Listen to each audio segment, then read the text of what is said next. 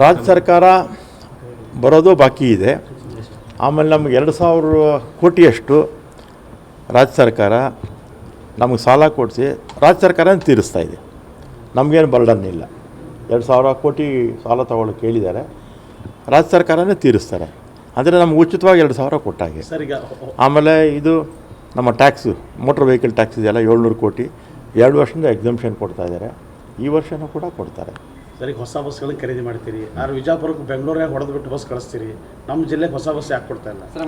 ಈಗ ನಾವು ಬಿಜಾಪುರ ಕಲ್ಯಾಣ ಕರ್ನಾಟಕಕ್ಕೆ ಅಂತ ಕೊಡ್ತೀವಿ. ಕಲ್ಯಾಣ ಕರ್ನಾಟಕ ಎಲ್ಲೆಲ್ಲಿ ಅವಶ್ಯಕತೆ ಇದೆ ನೋಡಿಕೊಂಡು MD ಅವರು ಕೊಡ್ತಾರೆ, ಬಿಜಾಪುರಕ್ಕೂ ಕೊಡ್ತೀವಿ. ಆಮೇಲೆ ಇಲ್ಲ ಆಮೇಲೆ ಇನ್ನೊಂದು ಒಂದು ನಿಮಿಷ, ಎಲ್ಲ ಸ್ವಾಯತ್ತ ಸಂಸ್ಥೆಗಳೀಗ ಈಗ ನಾನು 2ನೇ ಸರಿ ಮಿನಿಸ್ಟರ್ ಆದಮೇಲೆ ಎಲ್ಲ ಸ್ವಾಯತ್ತ ಸಂಸ್ಥೆಗಳು ಮಾಡಿಬಿಟ್ಟಿದ್ದೀವಿ. ಬಸ್ ಕೊಂಡ್ಕೊಳ್ಳೋದು ಅವರೇ. ಆಮೇಲೆ ಏನೇನು ಪ್ರೊಕ್ಯೂರ್ಮೆಂಟ್ ಎಲ್ಲ ಮೊದಲು KSRTCಲಿ ಮಾಡೋರು 4 ಕಾರ್ಪೊರೇಷನ್ಗೆ, ಅದೆಲ್ಲ ಡಿಸೆಂಟ್ರಲೈಸ್ ಮಾಡಿಬಿಟ್ವಿ. ರಿಕ್ರೂಟ್ಮೆಂಟೂ ಅವರೇ. ಯಾರು? ದಾವಣಗೆರೆಯಲ್ಲಿ ಶಾಸಕ ಶಿವಗಂಗಾ ಅವರು ಆಕ್ರೋಶ ಜನಾಕ್ರೋಶ ಕಾರ್ಯಕ್ರಮ ಹಾಕಿದ್ರಲ್ಲ, ಅದಕ್ಕೆ ನಾನು ವಿಜೇಂದ್ರ ಅವರಿಗೆ ಮತ್ತು ಅಶೋಕ್ ಅವರಿಗೆ, ನೀವು ನಮ್ಮ ಮೇಲೆ ರಾಜ್ಯ ಸರ್ಕಾರದ ಮೇಲೆ ಏನು ಮಾಡೋಕ್ಕೆ ಹೊರಟಿದ್ರಲ್ಲ, ಅದನ್ನು ಕೇಂದ್ರ ಸರ್ಕಾರ ನಿಮ್ಮ ತಾಕತ್ತಿದ್ರೆ ಕೇಂದ್ರ ಸರ್ಕಾರ ವಿರುದ್ಧ ಹೋರಾಟ ಮಾಡಿ ಅಂತ ಅವ್ರಿಗೆ ಹೇಳ್ತೀನಿ. ಇವರು ಉತ್ತರ ಕುಮಾರ್ ಇದ್ದಂಗೆ, ಯಾರು ಈ BJP ಅವರು ಇದ್ದಾರಲ್ಲ, ಉತ್ತರ ಕುಮಾರ್ ಇದ್ದಂಗೆ. ಉತ್ತರ ಕುಮಾರನ ಪೌರುಷ ಒಲೆ ಮುಂದೆ ಅಷ್ಟೇ. ಆಮೇಲೆ ನಮ್ಮ ರಾಜ್ಯದ ನೆಲ ಜಲ ಅಥವಾ ನಮ್ಮ ರಾಜ್ಯ ಸರ್ಕಾರಕ್ಕೆ ಏನು 5 ಕೋಟಿ ಪ್ರತಿ ವರ್ಷ 5 ಲಕ್ಷ ಕೋಟಿ GST ಹೋಗುತ್ತಲ್ಲ, ಅದಕ್ಕೆ ಪೂರಕವಾಗಿ ಅವ್ರು ಎಷ್ಟು ಕೊಡ್ತಾರೆ ನಮಗೆ? 13 ಪೈಸೆ ಅಷ್ಟು ಕೊಡ್ತಾರೆ. ಅದನ್ನು ಕೇಳೋ ತಾಕತ್ತಿಲ್ಲ ಇವರಿಗೆ. ಯಾರಿಗೆ? ನರೇಂದ್ರ ಮೋದಿ ಹತ್ರ ನಿಂತ್ಕೊಂಡು ಕೇಳೋ ಶಕ್ತಿಯೇ ಇಲ್ಲ ಇವರು. ಈ MP ಗಳು ಗೆದ್ದಿದ್ದಾರಲ್ಲ, ಏನು ನಿಷ್ಪ್ರಯೋಜಕರು ಇವರು.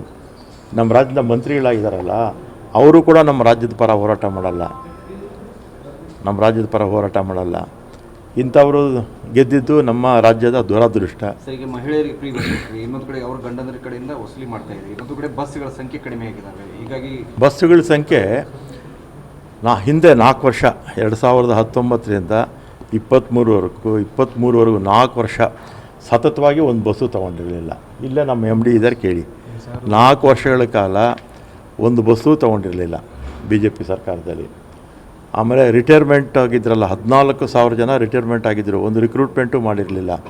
ನಾನು ಬಂದಮೇಲೆ ಗುಲ್ಬರ್ಗಾದಲ್ಲಿ 1,600 ಜನಕ್ಕೆ ಉದ್ಯೋಗ ಕೊಟ್ವಿ, ಕಂಡಕ್ಟ್ರು ಡ್ರೈವರ್ಸು. ಮತ್ತೊಂದು 250 ಜನಕ್ಕೆ ಅನುಕಂಪದ ಆಧಾರದ ಮೇಲೆ ಕೆಲಸ ಕೊಟ್ವಿ.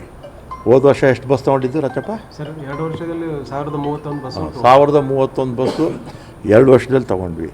ಅವ್ರು 4 ವರ್ಷದಲ್ಲಿ ಒಂದು ಬಸ್ಸು ತೊಗೊಂಡಿರಲಿಲ್ಲ. ಆಮೇಲೆ ಈಗ ಮತ್ತೆ 2,000 ಬಸ್ ಕೊಟ್ಟಿದ್ದಾರೆ ಮೊನ್ನೆ ರಿವೈಸ್ದು ಇದು ಬಡ್ಜೆಟಲ್ಲಿ. ಆವಾಗ ಇಲ್ಲಿ ಮತ್ತೆ 700-800 ಬಸ್ಸು ಈ ವರ್ಷ ಸೇರಿಸ್ತೀವಿ.